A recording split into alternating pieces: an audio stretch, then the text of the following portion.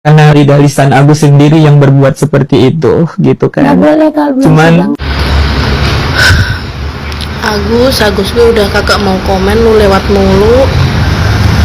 Bawa balikin tuh 98 juta yang udah berdonasi, uangnya mau diambil lagi. Tuh orang donasi buat kesembuhan matanya si Agus, bukan bayar utang lu di bank. Orang yang donasi aja belum tentu nggak punya hutang. Balikin nggak tuh uangnya? Gede gue lihat. Baru kali ini gue lihat orang sakit kagak ada empatinya, gue gemes. Biaya hidup dari mana? Dia ada donasi dong. Biaya hidup dari mana? Dia ada donasi dong. Oh, jadi berobatnya pakai BPJS, uang donasi buat biaya hidup. Coba deh kemarin buka donasi buat biaya hidup Mas Agus, buat bayar hutang. Apa ada orang yang mau donasi? Pikir deh di situ, Wak. Kok bisa-bisanya kayak gitu memanfaatkan keadaan orang lain?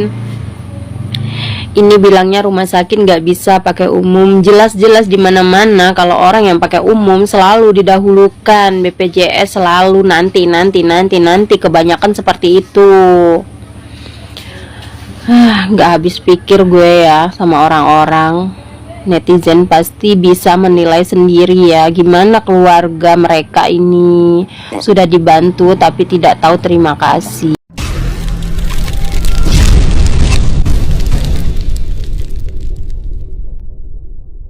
Gue akan bahas dari POV gue dan juga sisi hukumnya gitu ya. Karena di sini ada yang pengen melaporkan podcast tersebut dan juga Kanovi. Menurut gue apa yang dilakukan oleh Kanovi dan juga Bang Densu gitu ya dalam kasus ini, dalam podcast ini nggak salah sama sekali. Karena ini tuh donasi secara publik.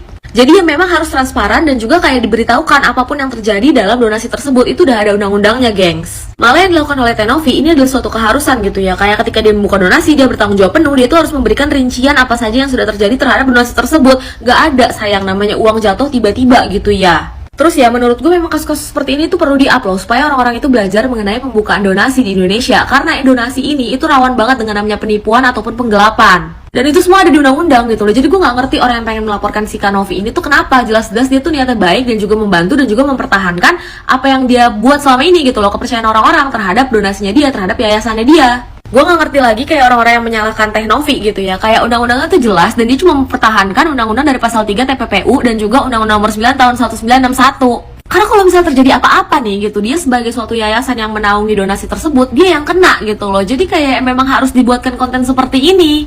Terus ya mengenai Bang Densu gitu kan, di sini posisinya dia itu adalah mediasi ataupun mediator gitu kan, dan juga itu berdasarkan persetujuan orang-orang yang ada dalam podcast tersebut. Jadi ketika gue mendengar kalau misalnya ada orang yang pengen melaporkan podcast tersebut gara-gara kayak bullying lah segala macam gitu ya, gue tuh pengen mempertanyakan pasal yang pengen lo gunakan tuh apa gitu loh. Padahal jelas kalau misalnya kita tarik benang dari awal sampai di podcast tersebut pun ya nggak ada kesalahan yang dilakukan oleh Tenovi gitu loh, selain kayak ya supaya jadi pelajaran aja gitu loh ke depannya, supaya donasi seperti ini tidak diberikan kepada rekening pribadi lagi. Yang terakhir gue cuma pengen bilang kalau misalnya menjadi orang baik di Indonesia itu memang susah gitu ya gengs. Jadi kalian harus berhati-hatilah dan juga semoga kasus ini bisa menjadi pelajaran buat kita semua gitu. Uang donasi 1,5 miliar ditarik pihak yayasan. Agus Salim sakit hati hingga mengadu ke Farhad Abbas dan membongkar tabiat asli Pratiwi Novianti. Terlihat Agus Salim sedang melakukan video call dengan pengacara tersebut.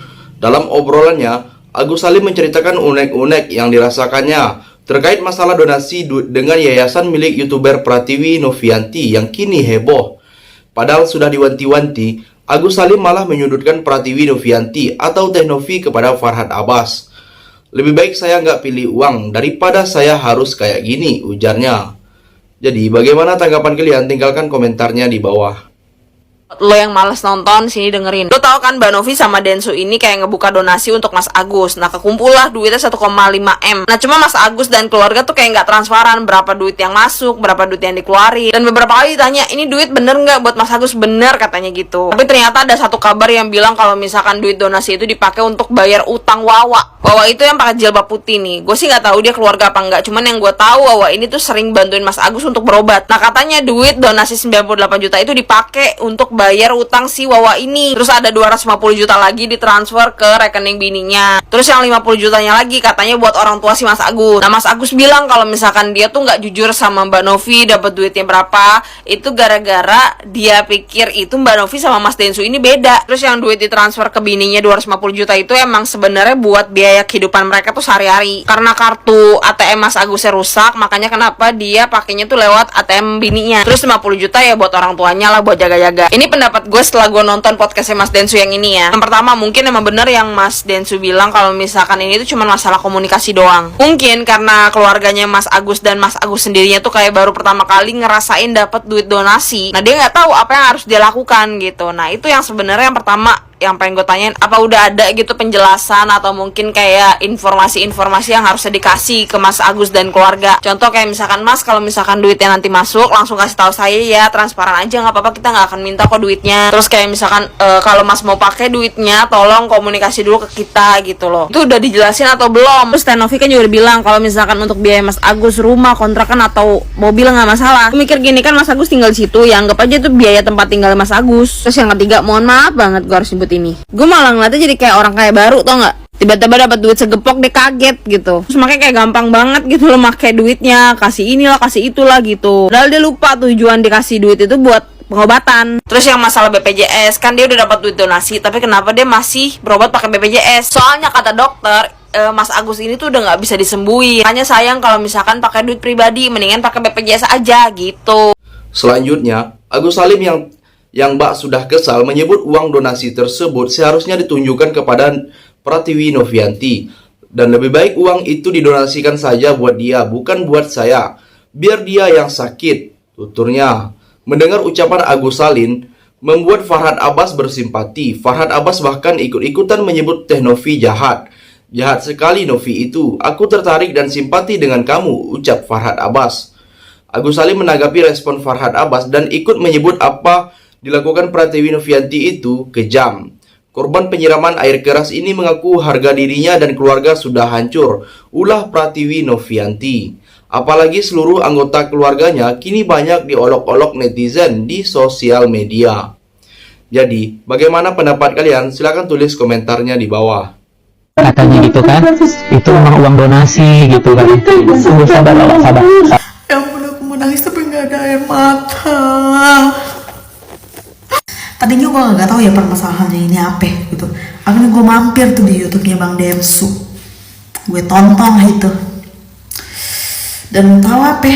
Gue dulu tuh ya ketika si Agus ini keluar gitu, ini kasian banget orang, kok bisa ini orang gitu disiram gitu sampai dia mukanya kayak begitu kan, kasihan kita dulu kan.